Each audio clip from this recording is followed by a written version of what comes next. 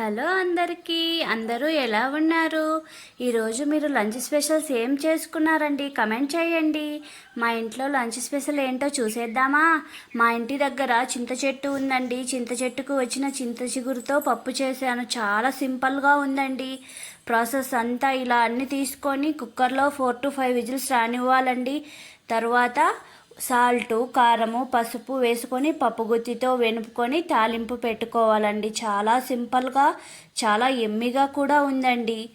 మీరు ఒకసారి ట్రై చేయండి. అలాగే పప్పుతో కాంబినేషన్గా చేదులేని కాకరకాయని ట్రై చేశానండి. కాకరకాయ ఫ్రై కూడా చాలా బాగా వచ్చిందండి.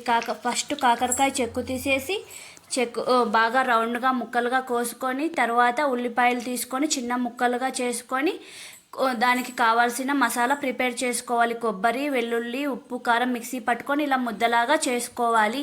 తర్వాత ఆయిల్ వేసుకొని కాకరకాయ ముక్కలను వేసి ఒక 5 minutes అలా వేయించుకొని తర్వాత ఆనియన్స్ వేసి ఇంకా కొంచెం వేగనివ్వాలి. ఆనియన్స్ బ్రౌన్ కలర్ వచ్చిన తర్వాత ఈ మసాలాని అంతా వేసుకొని 5 to 10 minutes సిమ్లో వేయించుకోవాలి. సూపర్గా ఉందండి. చేదు లేకుండా చాలా ఎమ్మిగా వచ్చిందండి.